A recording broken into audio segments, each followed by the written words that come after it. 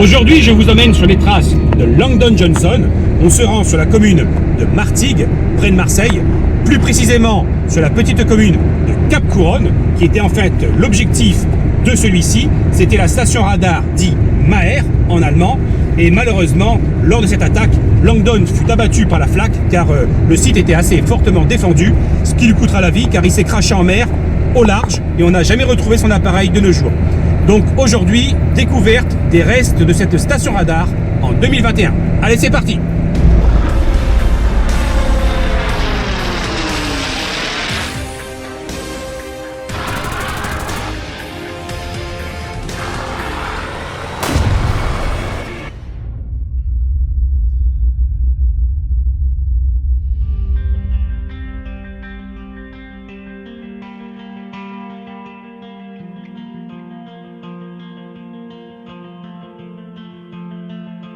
Cette magnifique côte rocheuse que vous découvrez sur ces images, encore vierge et préservée, c'est ce que l'on appelle ici, près de Marseille, la Côte Bleue.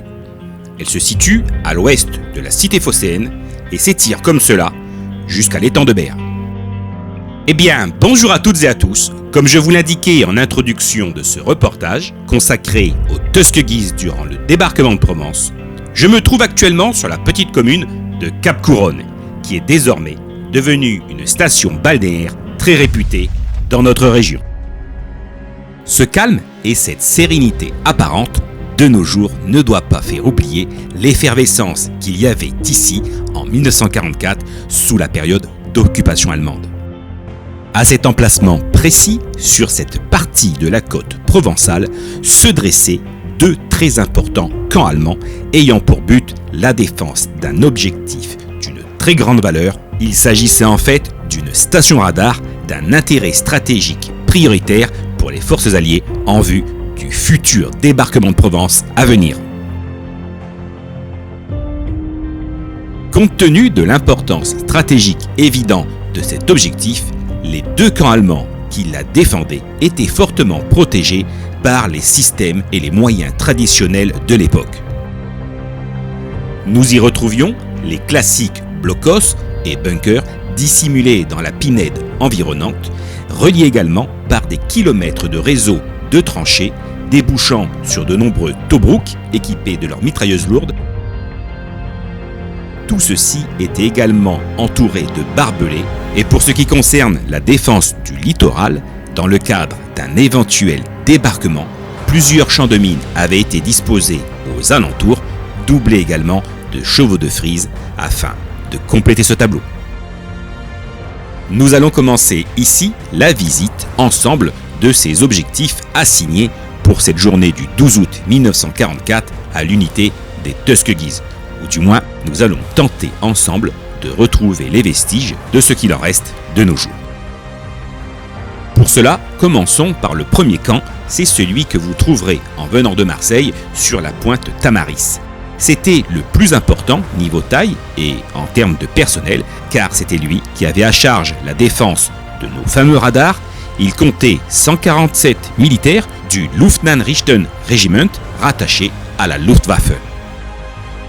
Cette station radar, tout comme ses homologues, disposée tout au long de la côte méditerranéenne, est une pièce stratégique du système défensif ennemi.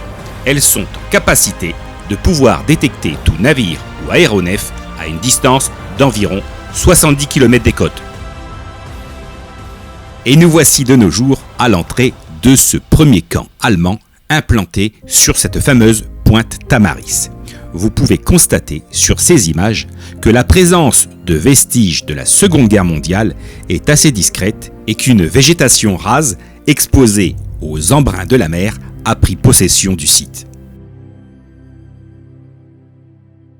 La pointe de ce cap est très sauvage, avec ses successions de blocs rocheux effondrés sur eux-mêmes, non sans vous faire rappeler certains paysages des pointes du Finistère breton.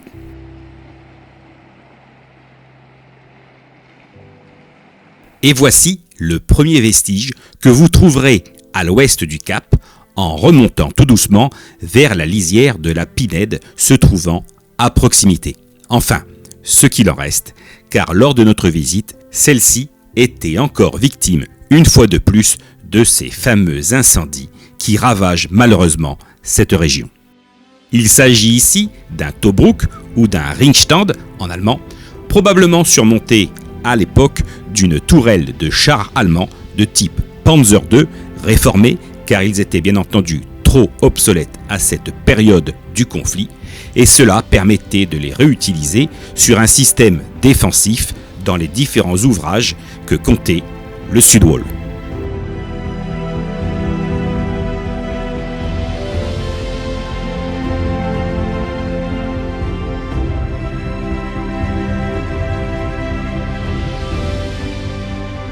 Désormais, on peut continuer la visite en direction du bosquet d'arbres calcinés pour y trouver un autre Tobruk. Celui-ci est un modèle un petit peu plus conventionnel, destiné à abriter un simple fantassin muni de sa mitrailleuse lourde. Le modèle de celle-ci est très régulièrement une MG42 qui est capable de tirer plus de 1200 coups minute et qui en fait une arme véritablement redoutable. Vous remarquerez également que ce Tobruk a été obturé, probablement par la municipalité de Karo, pour des raisons de sécurité. Par la même occasion, vous pouvez constater que la tranchée de protection et d'accès à cette structure est encore bien visible, même si le temps fait son œuvre et que celle-ci se comble peu à peu. Il est intéressant de prêter une attention particulière à la conception en zigzag de cette tranchée, ceci étant volontaire car le but était de réduire le souffle causé par les déflagrations d'explosion, mais également d'assurer une protection par éclat en cas d'attaque ennemie. Voici en gros ce qu'il reste de nos jours de cette partie du camp de la pointe Tamaris, car les habitations environnantes ont déjà très fortement grignoté et morcelé ce camp. Ainsi, sa configuration, sa structure d'époque et même son organisation sont pour nous de moins en moins évidentes à observer lors de nos visites sur ce site, car de nombreuses parties ont été détruites et se retrouvent désormais à l'intérieur de terrains privés des maisons environnantes. Notre progression naturelle et logique en bord de mer vers la zone des radars sera ici interrompue par de nombreuses propriétés privées qui nous barrent le passage malgré les lois littorales en vigueur. Nous serons donc obligés de reprendre notre véhicule direction le deuxième camp allemand. Celui-ci fait face à la ville de Karo, non loin du sémaphore de la Couronne, et ce sera à partir d'ici que nous rejoindrons le site de la station radar Maher en empruntant un très agréable sentier de randonnée qui vous mènera à la plage de Sainte-Croix, terminus de notre balade. Mais avant tout cela, découvrons ensemble ce deuxième camp allemand qui est celui qui fut en fait le plus transformé après-guerre et dont la plupart des vestiges du passé ont été détruits par l'urbanisme galopant. Ce camp, appartenant aux Marine Kunsten Batterie et occupé par la 51e Funkmus Compagnie de la Kriegsmarine, était composé de 48 militaires pour garder et faire surtout fonctionner ici une deuxième station radar, nom de code Kront. Celle-ci était en fait complémentaire de celle du site de Tamaris, tenue elle par la Luftwaffe. Son rôle était plus la détection de surface de tout navire croisant au large de ce secteur. Pour cela, elle utilise deux radars spécifiques composés d'un Würzburg Giant Rise Fumo 214 associé à un autre modèle, le Z-Tact pour la couverture maritime. Voici une des rares photos montrant le site tout juste après-guerre et comme je vous l'annonçais précédemment, c'est vraiment le site qui a le plus subi de transformation. Il ne reste actuellement quasiment plus aucun vestige de cette époque. Nous avons malgré tout réussi à retrouver les emplacements qu'occupait ceux-ci à cette période. Le Giants Würzburg se trouvait ici au milieu de cette route d'accès à ce petit parking juste devant cette maison. Pour ce qui concernait le radar Z-Tact, bien protégé par sa solide cuve de béton, celui-ci n'étant distant que de quelques mètres de l'autre radar, sa position se trouvera au centre de ce bosquet d'arbres. Toujours sur nos photos d'époque, vous pouvez constater également la présence de ce bunker de commandement qui fut quant à lui détruit il n'y a pas si longtemps que cela pour le remplacer par cette école maternelle. Enfin, dernier élément important de ce camp désormais disparu pour toujours, il s'agissait en fait de ce projecteur photoélectrique qui permettait d'éclairer des objectifs distants en mer de façon à permettre d'ajuster les tirs de l'artillerie. Son emplacement actuel se situe à la place de cette maison. Finalement, les quelques vestiges qui subsistent encore de nos jours concernant ce camp se concentrent plutôt en bord de mer, juste à côté du phare. Il s'agit en fait d'une ceinture défensive constituée de nombreux tobruk destinés à défendre le camp qui se trouvait juste dessus, près du sémaphore. Nous en avons donc terminé pour ici, et il est temps pour nous de commencer à entamer notre randonnée en direction de la deuxième station radar. Au départ de cette promenade, vous reconnaîtrez, pour certains d'entre vous, un camping qui vous semblera peut-être familier, car il s'agit en fait du Camping Paradis, rendu célèbre par la fameuse série télé qui porte le même nom. Cette très belle randonnée vous fera traverser de magnifiques paysages, mais également des points de vue remarquables. Et ici, vous aurez également la chance de pouvoir découvrir des sites historiques antiques, car les Romains se servaient de ce lieu pour extraire des blocs de roche dans les carrières à ciel ouvert toutes proches. Eh bien, nous voici arrivés sur le site. Regardez. Regardez ce qui reste en fait de l'objectif de Langdon Johnson, c'est-à-dire une embase béton du radar du Giant Würzburg. Pour accéder à ce site, rien de plus simple, il vous suffit de prendre la direction à droite au-dessus de la plage de Sainte-Croix, non loin de la petite chapelle qui porte d'ailleurs le même nom. Cette embase se trouve sur un très agréable plateau dégagé au milieu du gazon. Cette relique du passé, qui était en fait le socle béton du radar énorme, qui était ici disposé pour en fait contrôler la zone aérienne. Ce Giant Würzburg Rise 65, pour cette version anti-aérienne, était en fait une parabole de 7,50 m de diamètre pour une portée pratique de 80 km. Ce site était équipé de 2 Würzburg qui étaient couplés avec 2 autres radars de type Freya. C'est en fait la version aérienne du Zetak vu précédemment sur la commune de Couronne.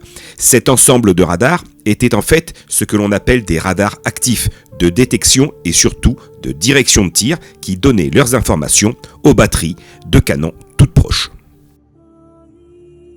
Voici pour la configuration du site que nous allons visiter ensemble. Ici, comparativement à la commune de Cap-Couronne, cette municipalité a gardé les vestiges en l'état et a tenté de les valoriser en expliquant leur utilité et leur contexte historique sur cette très belle plaque émaillée. Avec un œil averti, regardez bien ce socle en béton armé, modèle V229, car celui-ci porte encore en lui les stigmates de l'attaque des Mustangs du 332e Fighter Group en cette journée du 12 août 1944.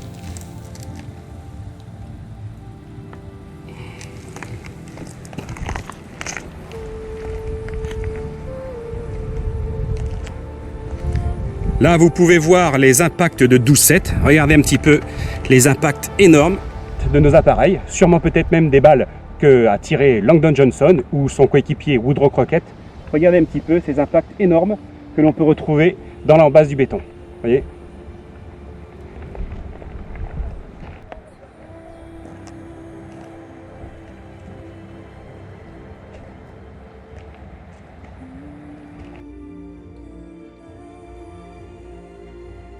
Là, suivez-moi, je vous emmène à quelques mètres du radar. Il y avait ici 2 superbes postes défensifs, l'un à l'intérieur des terres, l'autre faisant face plutôt côté mer.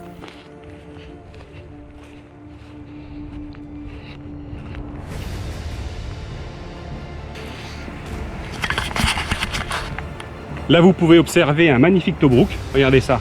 L'entrée se faisait ici. La tranchée de communication se faisait sûrement de ce côté-là. Et ensuite, le poste de mitrailleuse était placé comme cela. Et puis là, voilà, ils avaient une position de défense.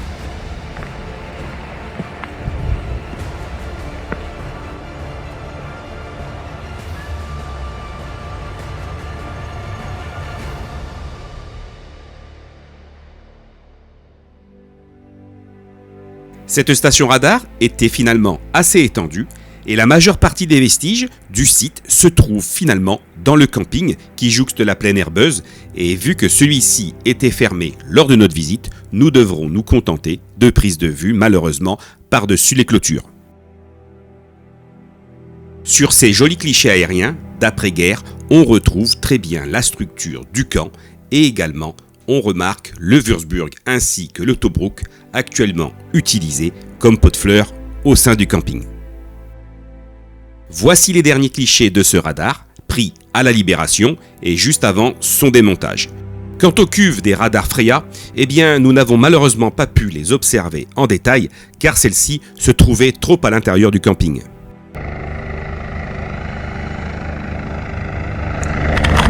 Bon, aujourd'hui, je sortirai pas le drone parce que déjà, c'est un endroit qui est interdit au survol, mais en même temps, il y a d'autres drones qui volent également dans le ciel.